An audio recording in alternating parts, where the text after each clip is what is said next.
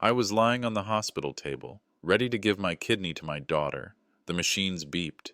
The doctors leaned in, seconds from the cut. Then my grandson's voice thundered through the hallway. "Stop!" My heart froze. My own child, the one I was about to save, had signed papers worth billions, papers that would leave me with nothing but an empty bed. I swallowed the pain, knowing I couldn't collapse now. For months, I had quietly prepared a plan, a safety net hidden where no one expected. What my grandson revealed that day shattered everything we thought was family. And what I did next, well, they never saw it coming. Stay with me until the end of this story, and tell me in the comments what city you're watching from. Morning at the hospital felt colder than winter, though Houston heat pressed the windows. Fluorescent lights hummed, disinfectant warned without a voice. A blue bracelet bit my wrist while I waited in the pre-op corridor where curtains carved worry into little rooms. I'd promised to stay steady for Marla. Years of saving, selling my boat, moving to a smaller place. Every choice tilted toward her safety. A father's math never balances, but you keep paying. Still, a quiet alarm kept pulsing. A nurse checked the IV port. "Comfortable? As long as my girl walks out healthier," I said. She smiled. The blanket didn't stop the chill. I remembered teaching Marla to ride a bike on our cul-de-sac. Her voice, "Don't let go." While she pedaled ahead anyway. Pride and worry can share one heart. Back then they fit. Today they scraped. Marla arrived with Derek Loomis pacing beside her. She kissed my forehead without meeting my eyes. "You ready, Dad?" "Yes." "Dr. Coyle says everything's textbook." Derek squeezed her shoulder. "This team is top tier," he announced, cufflinks catching the light. I swallowed what I wanted to say and let him own the room. They stepped toward the vending machine. The curtain didn't fully close. The world is careless with secrets. "Timing," Derek muttered. "Once he's in, we can move." "Keep it quiet," Marla answered. "Not what a daughter says about her father's surgery. Business, not family." The whisper inside me became a steady knock. I adjusted the blanket, pretending I hadn't heard. Caleb Riker, my grandson, slipped in with the urgent calm of someone playing by rules he didn't write. His hug was tighter than usual. "Easy," I said. He leaned close. "Grandpa, I need to tell you something. Not now, but soon." The words hit like a stray pitch, off target, dangerous. I searched his face. He kept his eyes on the floor, then on Derek, then back to me. Whatever he carried weighed more than he did. "Is your mom okay?" Caleb nodded too quickly. "She's focused." He straightened his visitor badge like that job could fix anything. "I'll be fine," I said. "You always say that." "Because it's usually true." He looked toward the curtains again. "Not this time, if—" He stopped when Marla and Derek returned. He stepped aside. The way boys do when men fill a doorway with confidence. Dr. Vernon Coyle arrived with practiced reassurance. He reviewed the steps, the cross-match, the risks I'd signed for. I repeated the essentials. Behind him, Dr. Lyle Mercer tapped a pen against his clipboard, eyes tracing floor tiles as if he'd misplaced a decision. "Questions?" Coyle asked. "How long until she's out of danger?"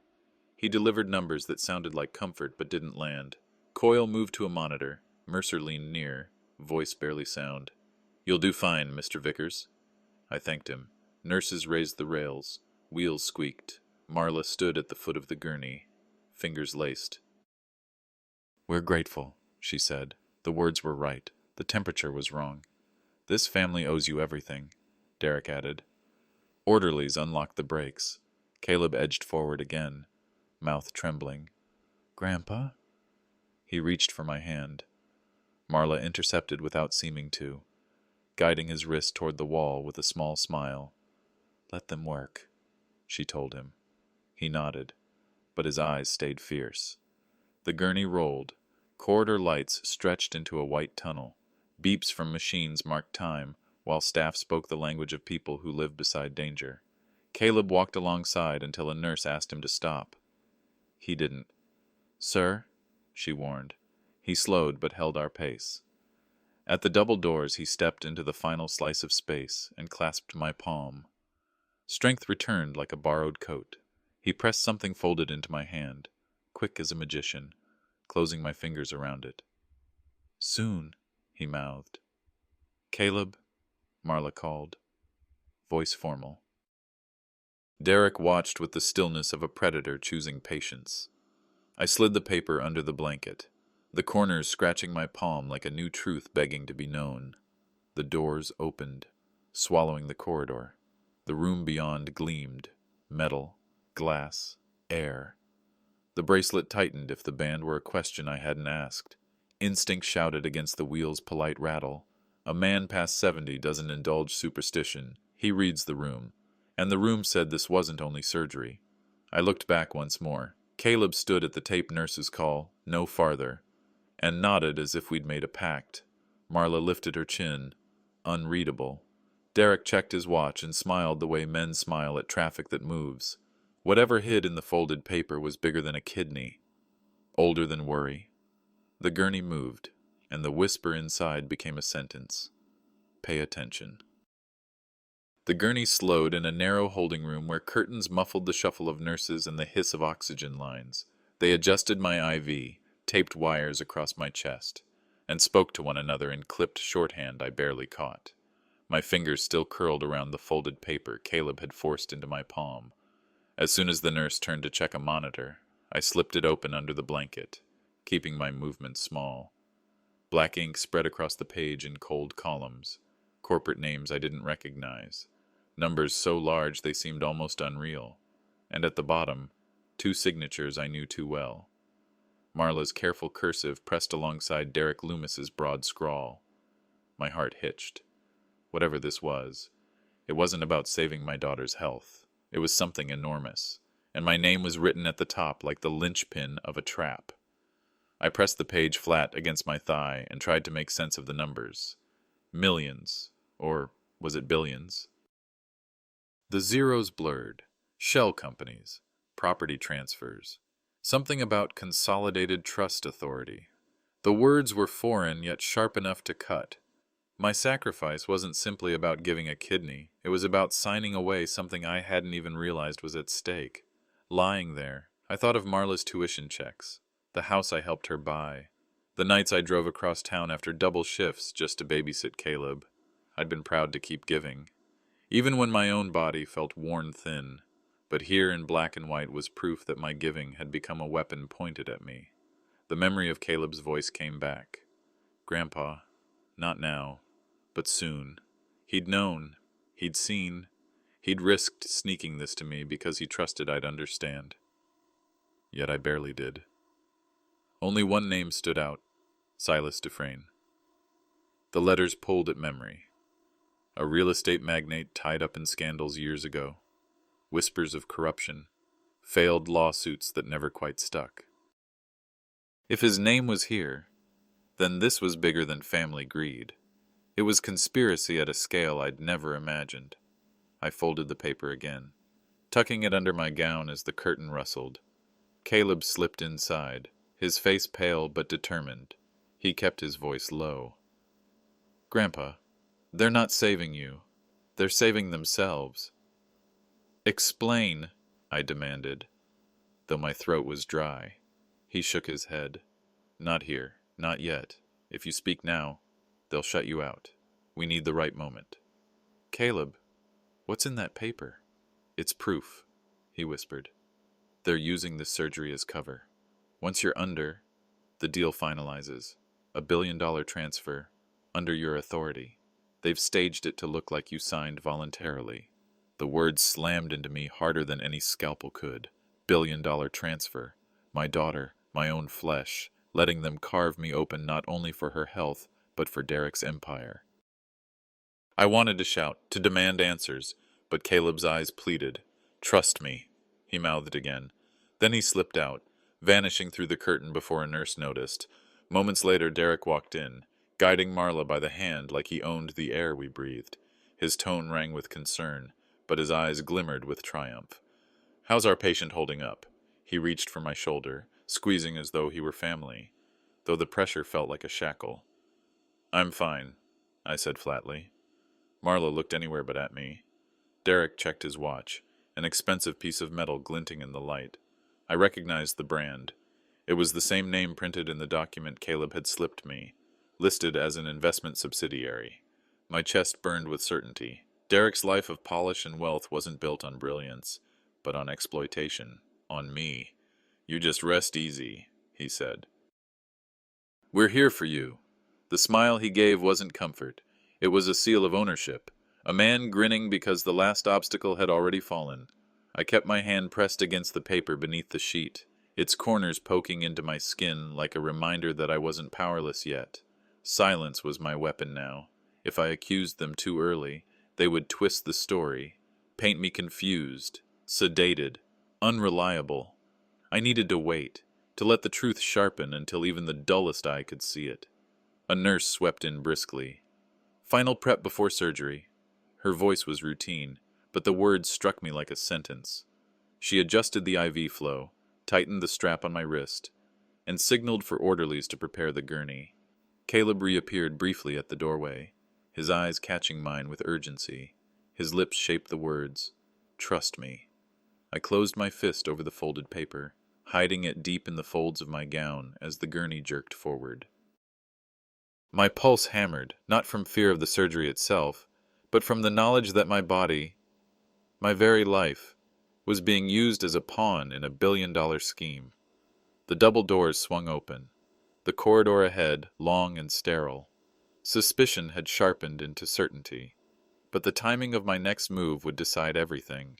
The wheels of the gurney squeaked against the polished floor as they pushed me into the operating room. The sudden burst of light was blinding, fluorescence hanging overhead, sterile and unyielding. The smell of disinfectant cut through everything, sharp and invasive, and beneath the folds of the gown, the paper Caleb had slipped me pressed against my skin like a burning secret. Nurses swarmed around, attaching electrodes, adjusting machines, their chatter brisk but impersonal. I lay still, but inside, dread coiled tight. Caleb's voice rang in my memory. "They're not saving you. They're saving themselves." The words wrapped around my chest like an iron band, making every breath feel heavier. A needle slid into my arm, and the faint haze of sedation began its crawl. I fought to keep my thoughts sharp.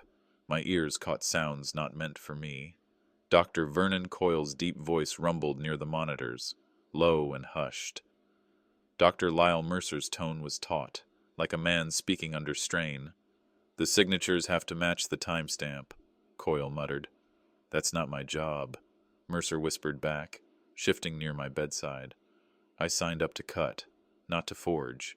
Their words sliced through the fog in my head. Contracts, signatures, not kidneys, not veins, not anesthesia dosage, paperwork, deals. My heart thudded harder against the monitors. And one of the nurses glanced at the spike but said nothing. Mercer's voice lowered further. "I can't keep covering this up. It's fraud." That word tore through me. Fraud. He had said it aloud. I blinked against the haze, forcing my eyes to stay open. Fraud meant my fear wasn't imagination, it was real, and these men were neck-deep in it. As their whispers continued, fragments floated through the fog. Trust transfers, real estate holdings, my name, Harlan Vickers, woven into legal phrasing like a pawn in someone else's chess game. Then Derek's name, Silas Dufresne's. I knew that last one, faintly, like a name from the headlines years ago. Scandals, shady investments, nothing proven but plenty suspected, and now it was tethered to my blood, my body, my family. It became clear. This operation wasn't just about taking my kidney. It was staged to double as legal confirmation that I had willingly signed over my authority. Once the scalpel cut me open, the courts would see the paperwork and the surgery as proof of consent. The billion-dollar scheme, whatever its full scope, would stand uncontested. Mercer's voice cracked near my ear. "Once the kidney's gone, the court papers can't be challenged. It'll look voluntary." Every vein in me froze. My daughter's betrayal crystallized into a hard, merciless truth. Marla hadn't only asked for my body, She'd handed over my life as collateral. My hand twitched weakly, brushing Mercer's sleeve. His eyes darted to mine. I summoned every ounce of strength and rasped, "Don't let them do this." He froze. His gaze trembled between guilt and fear. A man balanced on a razor's edge. He looked toward the observation window where Derek loomed, his figure broad, smug, unbreakable. Marla stood beside him, her arms folded, her face unreadable, lips pressed thin as though carved from stone. Mercer lingered, checking the monitor again, stalling. The hesitation was brief, but I saw it. He was torn between conscience and survival. The mask lowered over my face. The plastic smell filled my lungs, and the hiss of gas whispered like a countdown to oblivion. My vision blurred at the edges, black creeping inward. But through the haze, I caught them, Marla and Derek, side by side behind the glass, smiling like a couple watching their victory unfold.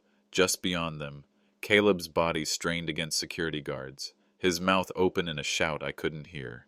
His hands reached toward me, fists pounding against the barrier. I tried to focus, to cling to the last shred of strength in me. The hiss grew louder. Mercer's hand hesitated 1 second too long on the valve, his knuckles white. That hesitation was the only proof left that someone inside this room still had a soul. And as the gas pulled me downward, one thought carved itself deep. If I gave in now, I might never wake again. Not with my life, not with my name, not with anything intact. The world came back in fragments, beeping monitors, the smell of antiseptic, voices bleeding through glass. My eyelids fought to stay open, the anesthesia never fully swallowing me. I hovered in that cruel in-between where nothing was steady, yet everything was clear enough to wound. Through the blur, I heard Derek's voice, muffled but distinct. He wasn't alone. Marla's softer tone wove with his, the rhythm of conspirators more than family. "Once he's under, it's done," Derek said, the confidence in his words cutting deeper than any scalpel. "The papers go through today." My pulse leapt, and the monitor tattled on me with a sudden spike. A nurse glanced at the numbers, but her eyes darted away quickly, as if trained not to interfere. "Doctor." Mercer looked up from adjusting the IV line, his gaze catching mine just long enough for me to see that he knew. He knew something wasn't right. The door opened, and Derek entered like a man who owned the place. His suit jacket was immaculate, his hair combed into that polished sheen that always felt rehearsed.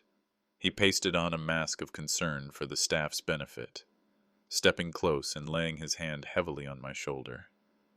"Dad," he said, his voice louder than it needed to be, designed for everyone to hear. "We're all here for you. You'll come through this just fine." His thumb pressed into my collarbone like a claim. He leaned closer, his lips barely moving. "Don't fight it," he hissed. "It's already ours." Rage cracked through the fog.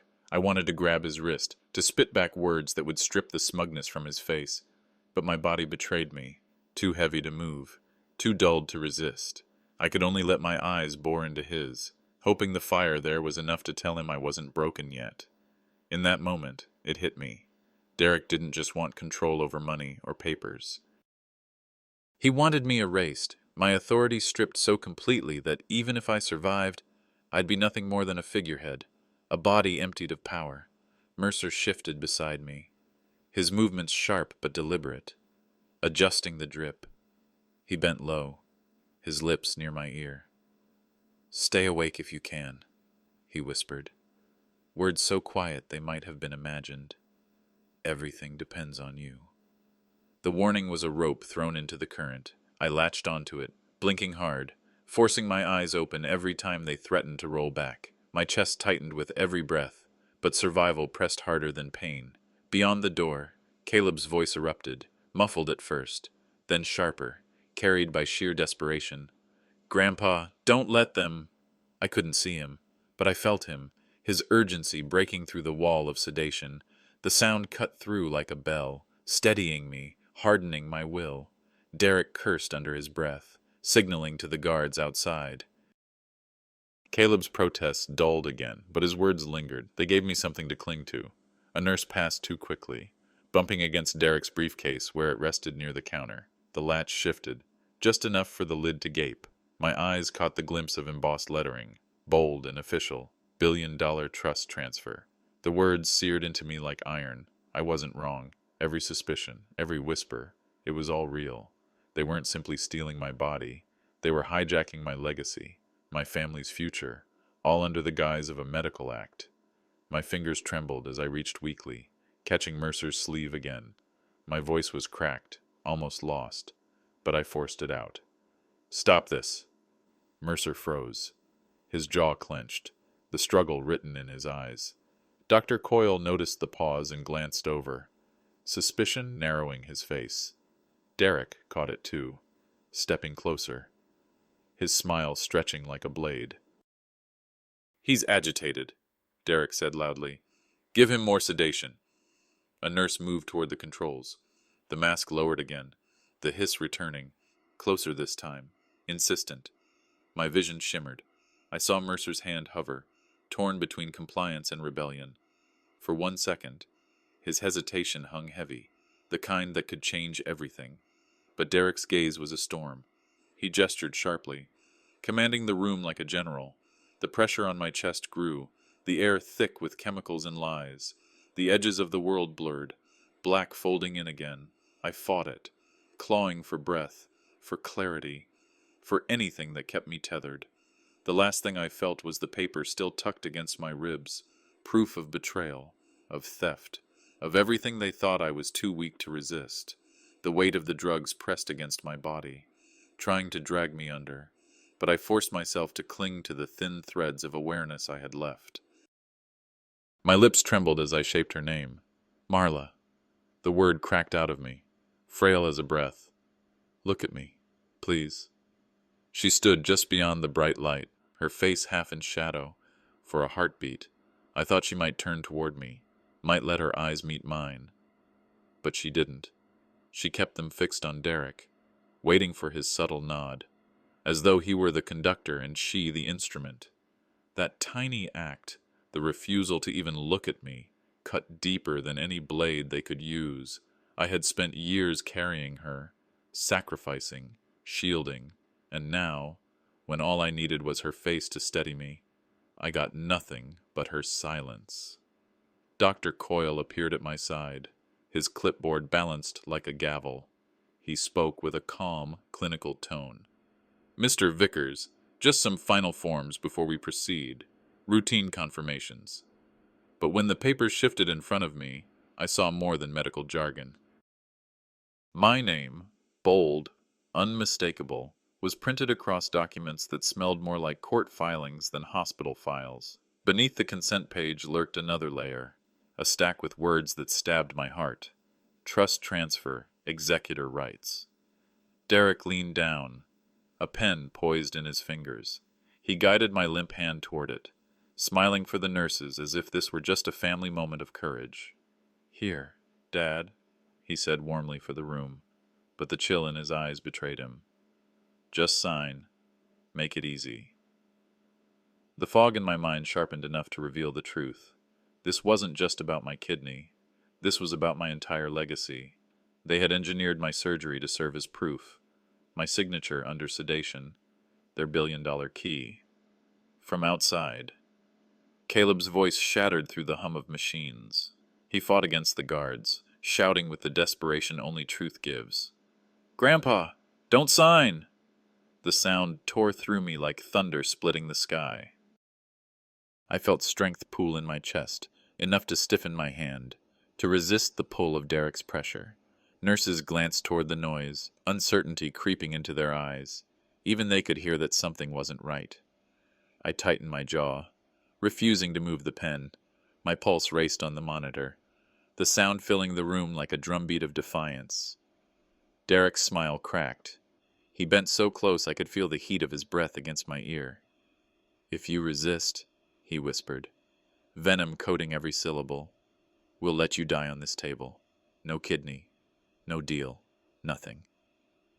For the first time, I saw Marla's mask waver. A flicker of doubt crossed her features, a tremor in her hand as she gripped the clipboard. But still, she said nothing, Her silence was her choice. And it was louder than any scream. That was the moment my fury cooled into something sharper. If they wanted me dead or broken, I would give them neither. My survival was my only weapon, and I would wield it until the truth saw daylight. Dr. Mercer's hand brushed the papers, his movements quick, almost too quick. He slid one document from beneath the stack, replacing it with a blank consent form. His eyes found mine, a flicker of rebellion barely contained. It was subtle, but it was everything. He was buying me time. Derek didn't notice. His focus was on my hand, still refusing to obey him. "Sign it," he hissed, the mask of charm now fully gone. "Sign it, old man." I let the pen touch the paper. My wrist quivered, dragging a crooked, half-formed line across the space where a signature should have been. It was messy, weak, but not valid, not binding, not the victory he thought it was. Derek's grin snapped back into place. He clapped the clipboard shut, shoving the papers into his briefcase with a triumphant pat. "It's done," he said, loud enough for the staff to hear. "We're ready." But Mercer's eyes held mine again. He knew, I knew, that scrawl wasn't a surrender. It was a wound in their scheme, a delay that might yet save me. The gurney jolted forward, wheels squeaking against the linoleum as they pushed me back toward the surgical bay. My body trembled under the haze of sedation, but my mind clung to the image of Caleb fighting outside, his voice raw, his spirit unbroken. The fight wasn't over. Not yet. The wheels of the gurney rattled beneath me as I was pushed into the surgical theater. Bright, sterile lights bore down like interrogation lamps, glaring so fiercely that they seemed determined to bleach away every trace of who I was. I could feel the cold steel of the instruments waiting beside me, their edges humming with silent promise. The haze of sedation thickened, tugging at my eyelids. But Caleb's voice still rang in my memory, sharp, desperate, impossible to ignore. "Grandpa, don't sign." I clung to that echo as though it were a lifeline. My body was heavy, yet my mind fought to stay awake. Dr. Coyle leaned over me, his face hidden behind a mask, his tone falsely soothing. "You're in good hands, Mr. Vickers. Just a routine procedure." But his eyes betrayed him. They flickered with something uncertain, something uneasy. It wasn't the steady calm of a surgeon. It was hesitation. Fear. Through the observation glass, Derek appeared, arms folded across his chest. He pressed close enough for me to see the smug curl of his lips. He mouthed words, slow and deliberate, as though he wanted them etched into me. "This is the last time you'll ever have control." Behind him, Marla stood, her expression a mask of composure. Not once did she flinch. Not once did she look away. She was silent, and her silence condemned her. I wanted to call out, to remind her who I was, the father who had carried her through every storm, but the sedation muffled my strength. The only rebellion I could offer was keeping my eyes open. A whisper cut through the buzzing machines. Mercer's voice, low and sharp, aimed at Coyle. "These documents don't match protocol. Who authorized this?" It was not about kidneys, it was about paperwork, even drugged. I caught the weight of that sentence. He was speaking about documents, not medicine. Coyle froze, his gloved hand tightening around the scalpel's handle. For a moment, he looked as though the blade itself might betray him. My throat burned as I forced a sound out. "Don't let them kill me." The words cracked like broken glass, but they were enough to make the nearest nurse gasp and glance toward me. Derek noticed my lips moving. He raised his hand and sliced it across his throat in a gesture that made my stomach churn. A cutthroat order, delivered with no shame. He wanted the procedure rushed. He wanted me silenced. Coyle's hand trembled. The scalpel hovered above my skin, the edge glinting in the unforgiving light. My chest rose and fell, each breath a battle against the sedative trying to pull me into the abyss. Then Mercer moved. He fiddled with the monitors, his voice too calm, stalling. "His vitals aren't stable. Adjust the oxygen first." He leaned closer to me, so close I could see the sweat beating at his temples. His words slipped past the mask. "If you hold on, I'll stall them. My eyes locked onto his. It was the first shred of human solidarity I had felt all morning. He was risking everything. On the other side of the glass. Derek slammed his fist against the barrier. His voice, muffled but savage, carried into the room. Proceed! His fury rattled the nurses, their hands fumbling with instruments. Mercer didn't obey. Instead, he moved toward the tray of syringes. With hands that appeared routine but carried rebellion, he swapped one vial for another. The deep anesthetic was replaced with something thinner, weaker. My vision didn't black out. It dimmed, but fragments of awareness clung to me. I could still think. I could still feel. The room thickened with tension. Nurses exchanged wary glances, caught between duty and dread. The monitors beeped steadily, a strange chorus marking each second of my survival. Then the scalpel rose again, held inches above my chest. The room narrowed to a single point of light reflecting off that blade. My body shook, a mix of fear and fury, and I forced my eyes to remain open. Mercer's gaze met mine. Steady now. A silent pact between us. He gave the slightest nod. Stay awake. His lips formed. Beyond the glass, Derek leaned forward, grinning like a man certain his triumph was sealed. Marla stayed rooted behind him, frozen but complicit. The scalpel began its descent, slow, deliberate, as though the air itself resisted. My heart pounded against my ribs, louder than the machines, louder than my fear, and I knew then, this battle wasn't just for my body. It was for the truth, for my legacy, for every ounce of dignity they were trying to carve away. The sting of the blade tore me awake in a way no sedative could smother. I felt it. Not the full burn of pain, but enough to wrench my body against the restraints. The diluted anesthesia Mercer had slipped me left me balanced between two worlds, hovering in a half-conscious nightmare. Nurses gasped as I twitched on the table. One whispered sharply, "He shouldn't be awake. This isn't right." Their voices trembled, but I heard Derek's roar even louder through the glass. He slammed his palm against it, his face twisted in rage. More sedation. His eyes cut through me like a predator circling prey. I clenched what little control I had left, refusing to surrender. Fear coursed through me, but so did fury, hot, searing, giving me just enough to fight the drug's pull. I turned my head slightly, and there she was, Marla. Her hands pressed to the window, trembling. Her face was pale, her lips pressed tight as if holding back words that never came. I locked eyes with her, every ounce of my being begging for her to act, to remember I was her father, not a pawn in Derek's empire. For a fleeting second, I thought I saw her break, but she turned away, unable to meet my stare. That choice cut deeper than any scalpel ever could. In that moment, clarity struck me. The betrayal wasn't only in her silence, it was already inked into paper.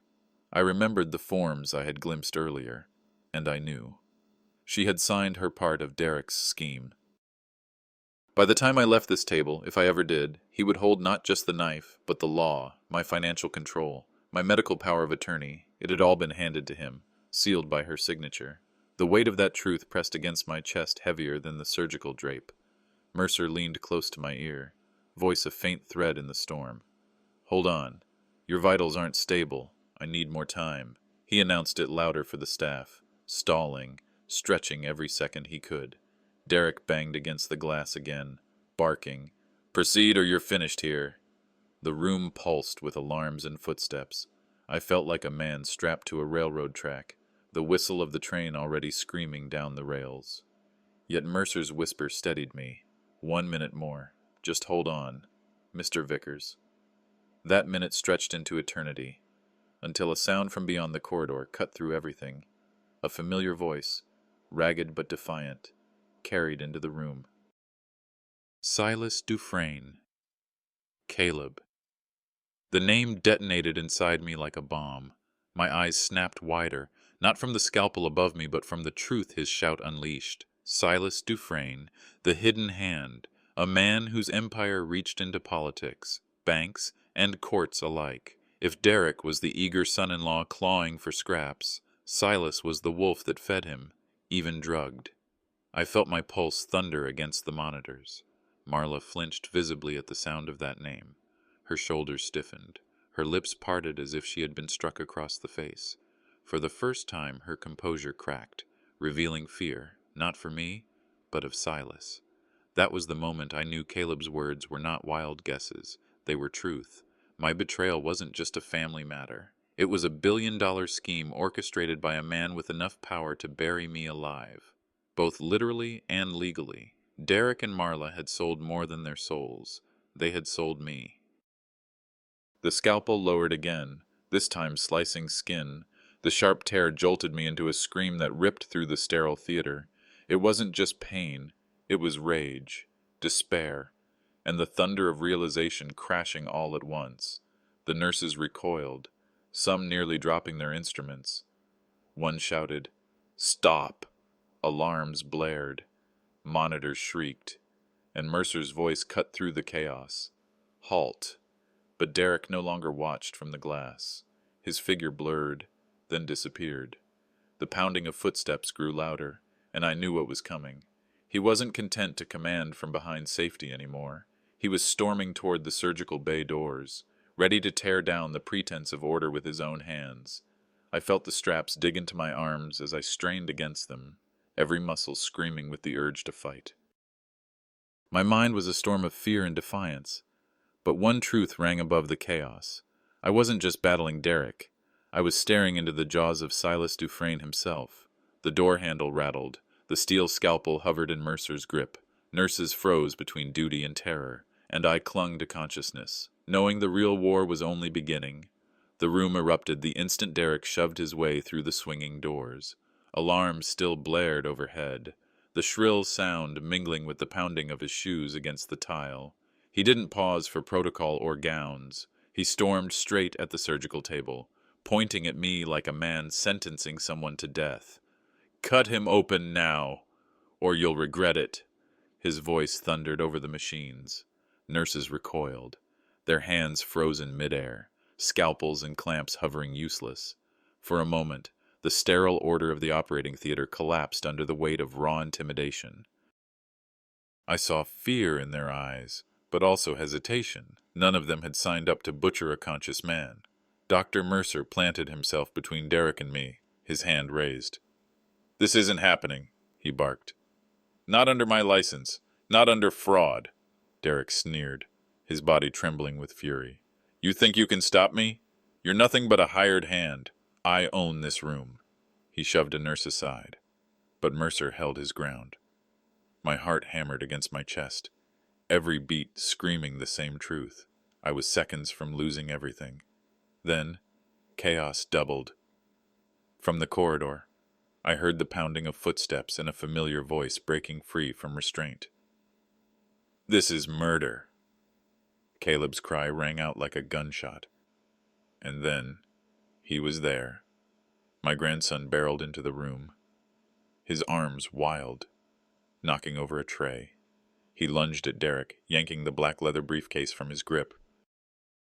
The two struggled, but Caleb ripped it free, sending papers exploding into the air like a blizzard. Pages fluttered across the floor, sliding under machines, skidding beneath the surgical lights. I forced my head to turn, my eyes locking on the words stamped in bold red across one sheet. $1 billion trust transfer. Even in my haze, the letters seared into me like fire. Staff gasped, bending to pick up the scattered pages. Truth wasn't whispered anymore. It was laid bare on the sterile floor for everyone to see. Then my stomach turned colder. One page, larger than the rest, bore a signature I had only ever seen in financial circles. Silas Dufresne, the billionaire puppeteer himself, the man whose name Caleb had hurled through the glass minutes earlier. My breath caught. There it was. Proof Derek wasn't just a greedy son-in-law, but a pawn in a game bigger and darker than I'd dared imagine. Marla stumbled forward, her heels clicking against the tile. She bent, snatching a sheet with shaking hands. Her eyes darted across the page, her lips moving without sound until finally, a whisper broke free. "You told me it was just temporary power of attorney."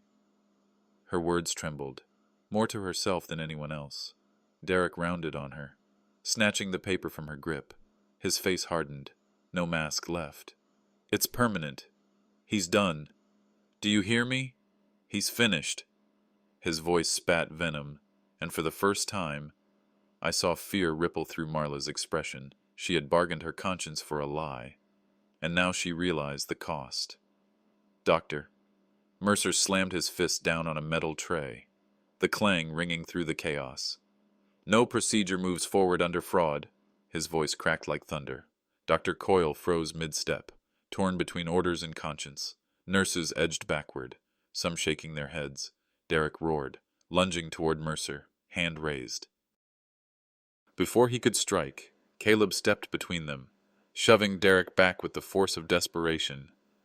"You won't touch him again," Caleb shouted, his chest heaving. The scene spiraled into raw madness, family against family, truth against power, in a room meant for healing but now steeped in betrayal. And then came the twist none of us expected. A nurse, young, her hands trembling, pulled a phone from her pocket. "I recorded everything," she blurted. His threats, her silence, all of it. The room froze for one pulsing second. Her screen lit up, audio echoing Derek's venomous commands, Marla's refusal to intervene, and Mercer's warnings. The evidence was undeniable. My body weak, strapped to the table, I still felt a surge of strength. Hope wasn't gone, not yet. Security burst through the doors, armed with radios in confusion. They hesitated, eyes darting between Derek's snarling commands and the papers littering the floor.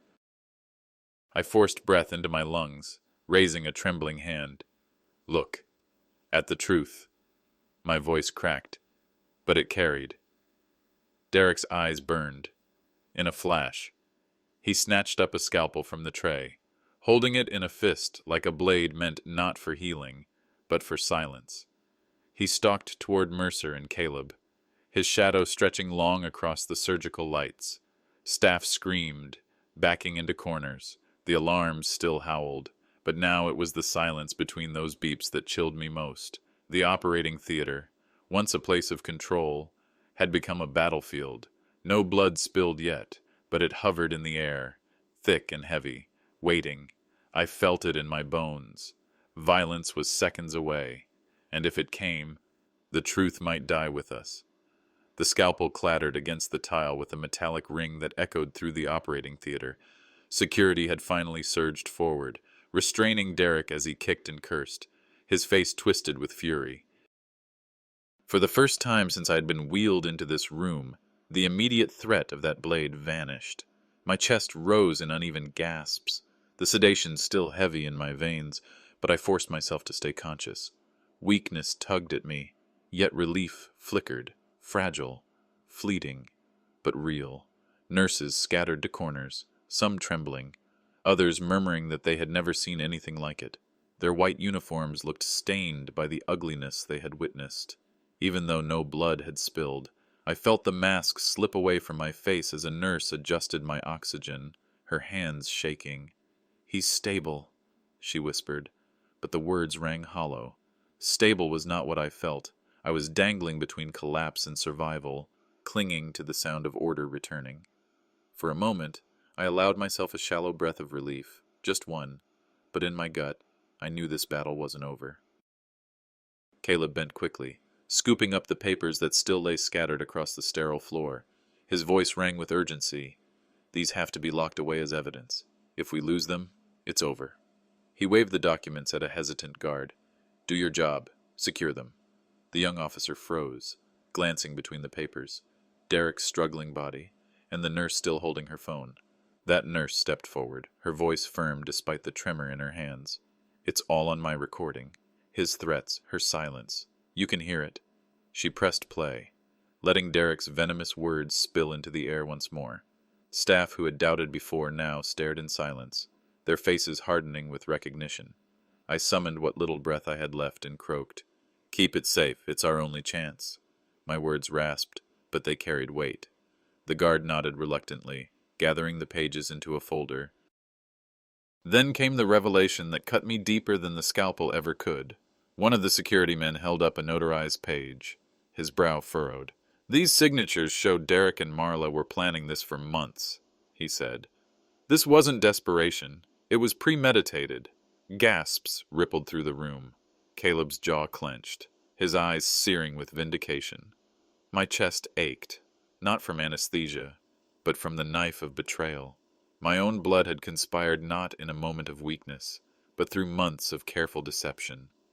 Marla broke. Her sobs burst out, raw and unguarded, as she crumpled into a chair. I didn't know he'd go this far, she cried, clutching her hair with trembling hands. He told me it was just temporary power of attorney. I only wanted stability, for us, for the family. Her words tangled with desperation, but they sounded like excuses, not confessions. I turned my head toward her, my heart a storm of grief and anger. This woman had stood at my side for years, through dinners and holidays, pretending loyalty while signing away my life behind closed doors. Stability? My voice cracked, but the steel in it surprised even me. You sold me to greed and called it stability. Caleb's fury erupted, sharp and unyielding. Don't you dare play the victim. You stood there while he tried to carve him open. You looked away. His condemnation sliced through her sobs.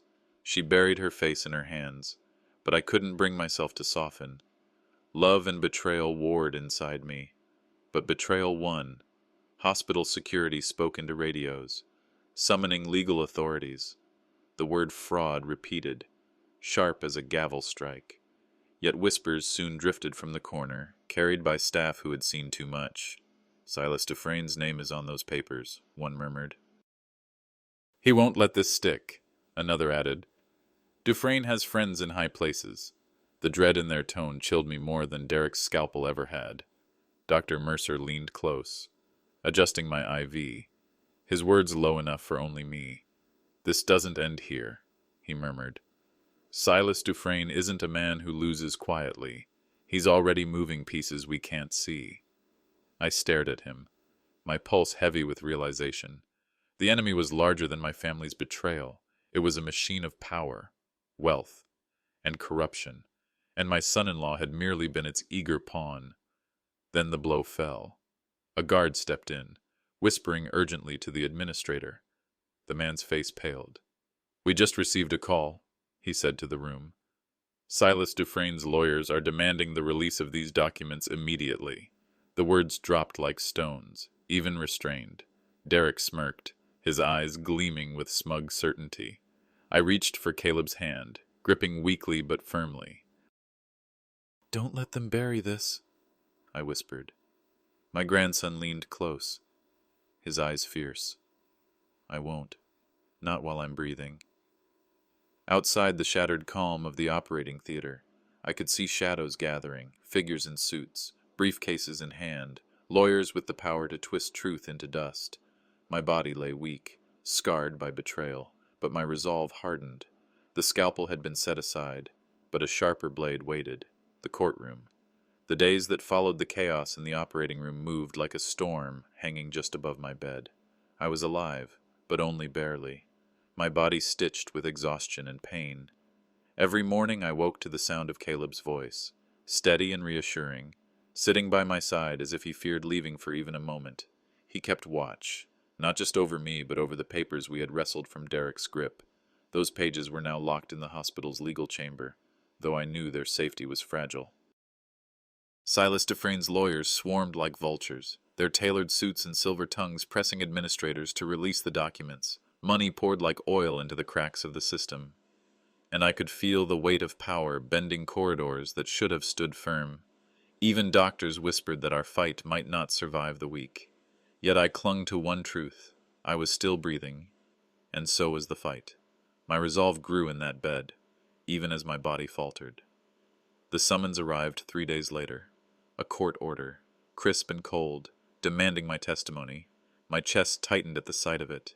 Knowing the battle had only shifted arenas, I would have to speak, though my voice wavered and my body rebelled. That night, Marla came to my room, her steps hesitant, her eyes red with sleeplessness. She sat beside me, reaching for my hand. Harlan, please, don't testify. Don't drag this further. Her tears fell fast, and her voice trembled. I never wanted it to go this far. I only wanted to feel safe, to keep the family together. Her touch felt like fire on my skin, too close, too late. I pulled my hand away. You signed away my life, Marla. You looked at me and chose silence. If I stay quiet now, I bury myself. My words cut, but the truth had no softness left to give. She bowed her head, sobbing harder, but I refused to bend. I had lived long enough to know that silence was the surest weapon of the corrupt.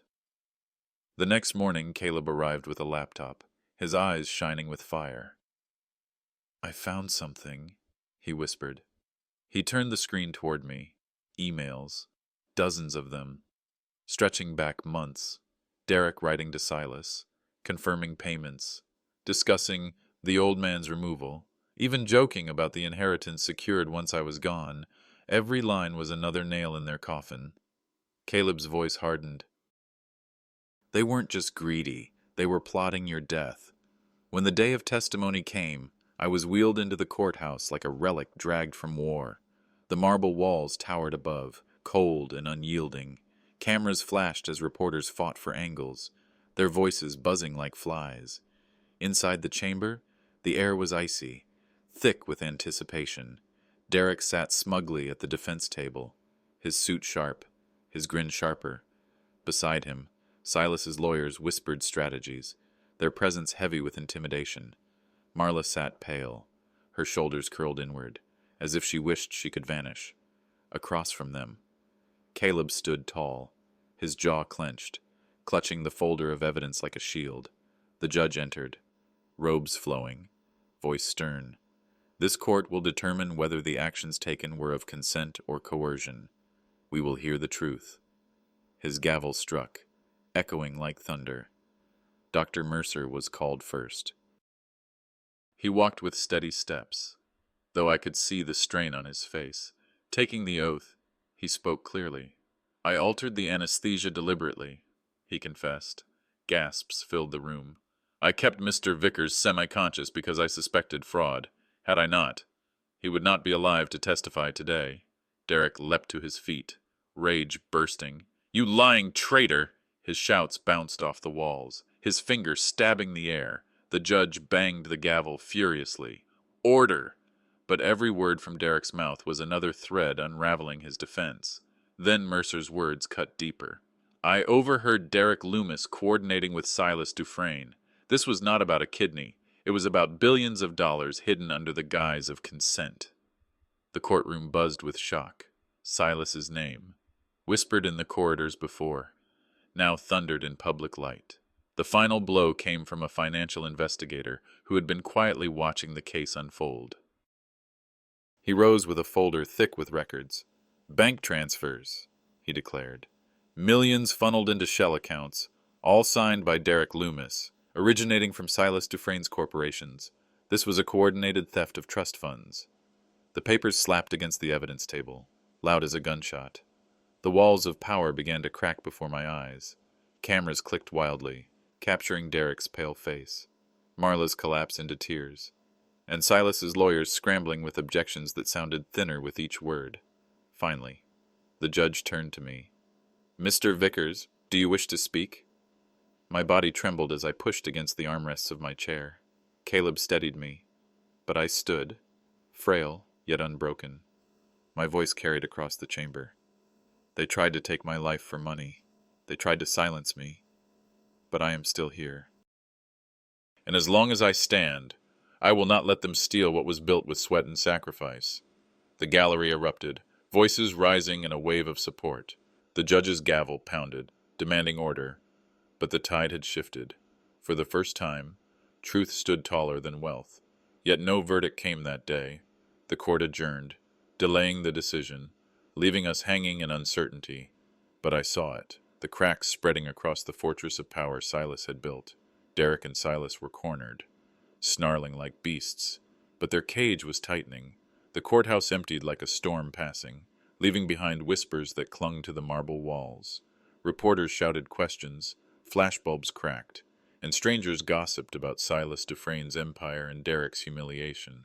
I moved slowly, each step heavy, Caleb steadying my arm as though afraid I might collapse. But it wasn't my body that felt the heaviest. It was the betrayal of my own blood. Outside, voices followed us. The old man survived. That family's finished. Silas won't let this slide. They weren't wrong. The gavel hadn't ended anything. It had only stripped away illusions. I asked aloud, half to Caleb, half to myself. What is family worth if trust is broken beyond repair? My son's face haunted me. Not the man shouting in court, but the boy who once clung to my shoulders, begging me to teach him how to ride a bike. Where had that child gone? Back home. Silence filled the house like a second presence. The clock ticked, steady and indifferent. As I sank into my chair, I hadn't been home long when a knock rattled the door. Caleb answered, and Marla stepped in. Her hands shook, her eyes swollen from crying. She looked at me like a woman who had aged a decade in a week. "Harlan," she whispered, "I didn't know what Derek planned, not all of it." I thought it was temporary, just power of attorney to keep the estate safe. Her words tumbled out, desperate. "Please, don't shut me out. Think of the children. They'll need their grandfather." I studied her face, searching for the daughter I once trusted. "Marla," I said slowly, "you stood there and watched. You signed papers without asking why. Do you understand what those signatures meant? They nearly cost me my life." Tears streamed down her cheeks. "I swear, I didn't know about Silas. I didn't know Derek meant to take everything. He told me it was just to protect us, to make sure the money stayed in the family." She pulled a folded paper from her purse and placed it on the table. Her voice broke. "He lied to me, too. I found this. His plan was to transfer everything into Silas's trust. I wouldn't have had a dime." The words struck like a blade. Derek hadn't just betrayed me. He'd betrayed her, too. I felt a pang of pity, but anger burned hotter. "Your ignorance doesn't wash away your guilt," I said. "You chose silence when it mattered most." Before her sobs could fill the room, the door banged open. Derek stormed in, red-faced, fury radiating off him. "So this is how it is. You humiliate me in front of the whole world, and now you sit here passing judgment?" His voice rose to a roar. "You ruined everything, my old man." I stood, though my body trembled. "I ruined nothing. You did that yourself. You tried to carve me open for cash. You let greed swallow you whole." His fist clenched, his voice a growl. "I did it for legacy, for power, for what you were too weak to secure." I shook my head. "No. Legacy is built on honor. You are no longer my son." The words tasted like ash, but they carried the finality of truth. Derek's face twisted with rage. He lunged, shoving me against the table. Pain jolted through my back, but before he could strike again, Caleb barreled into him, grappling to hold him back. Furniture crashed, voices clashed, until the sound of sirens cut through. The front door burst open, police swarming in. Dr. Mercer, I later learned, had alerted them after the trial. Officers pulled Derek off Caleb, restraining him as he spat curses. One officer unrolled papers, his voice clear. "Derek Loomis, you are under arrest. We have a warrant. Emails and bank records prove you conspired with Silas Dufresne to siphon funds not only from your father's trust, but from your own son Caleb's account." Caleb froze, eyes wide. "You stole from me too?" His voice cracked with disbelief. Derek's silence was louder than any confession. The house went still as they dragged Derek out, his shouts echoing down the hall. Marla collapsed onto the couch, burying her face in her hands. Caleb stood in the doorway, breathing hard, the weight of betrayal pressing down on all of us. When the police cars faded into the night, I sat alone, bruised, shaken, but steady. My eyes wandered to the mantel, to the old family portrait, my late wife's smile, my children still innocent, Marla and Derek side by side. I touched the frame with trembling fingers. "I did not fail you," I whispered to her memory. "They failed me." The phone rang, shrill in the silence. Caleb answered, his face paling as he held the receiver toward me. It's the hospital administrator. Silas Dufresne has vanished. His companies are collapsing. Investors are demanding answers. I closed my eyes. The war wasn't finished. It had only shifted. The battlefield now stretched far beyond my home. Silas had slipped into shadows, and the hunt was about to begin. The hospital smelled of antiseptic and resignation. I sat propped up against thin pillows, bruises darkening my ribs, my body weak but my mind sharpened by fire. Caleb stayed close, guarding me like a soldier at his post. Every news station carried the story. Derek in custody, Marla isolated, Silas fleeing like a rat cornered. Watching the headlines scroll across the small television, I whispered to myself, I raised a man, but he chose greed over family. The words didn't ease the ache, they simply reminded me of the truth. Caleb turned down the volume, his voice steady. They can't hide forever, Dad. The law's on our side now. I nodded, though I knew better. The law bends under the weight of money, and Silas had plenty of that. Still, I refused to die quietly while my family's name was dragged through dirt. Days later, Mercer came into my room with 2 federal investigators. A pile of folders landed on the bedside tray. Silas overlooked these, Mercer said, tapping the evidence. Charity fronts, dummy accounts, offshore wires, all designed to launder billions. Derek signed off as the face of it. My chest tightened, not from injury but from rage. He had used my son as a shield, parading him in public while pulling strings in secret. Caleb clenched his fists. I'm not leaving this fight to strangers. I want to see him fall. I need to look him in the eye when it happens. The agents exchanged glances before one leaned forward. Mr. Vickers, your son's right. You and Caleb gave us what we needed. Without this, Silas would have walked free again. And so, the trap was set. Court filings hit the press, Silas's fake charities exposed, his shell empire collapsing overnight. The mighty fortress he'd built from lies crumbled in hours. Watching the news anchors announce his downfall, I almost felt pity. Almost. When the government seized his estate, they invited me to witness his arrest. I accepted, not for vengeance but for closure. And the estate loomed like a monument to arrogance, gates gilded, marble fountains still running. Even as agents swarmed the grounds, they led me inside, where Silas sat cuffed in a velvet chair, his face pale but defiant. You, he sneered when his eyes met mine. The old man who thinks morality is currency, family is weak, Vickers, money is survival. I played the game better than you ever could.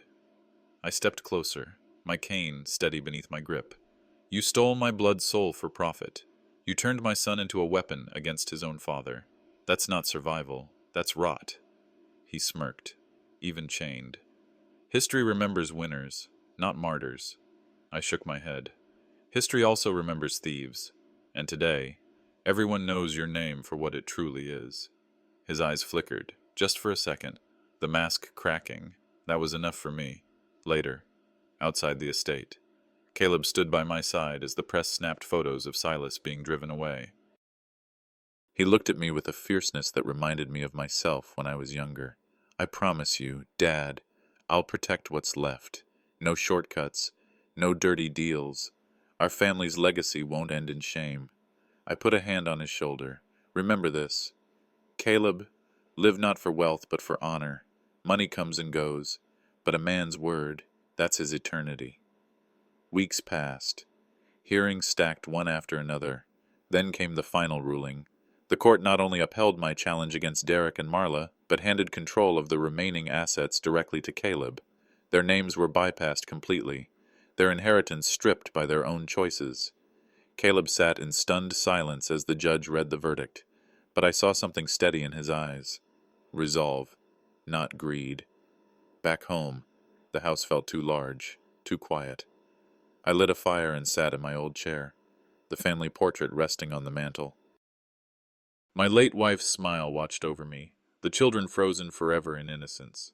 I let the silence stretch before speaking softly into the flames. I failed in places, I admitted. I let greed creep into my bloodline, but I did not let it win. I protected Caleb. I exposed the truth. That will have to be enough. The fire popped, a log splitting in two. I leaned back, tired but at peace.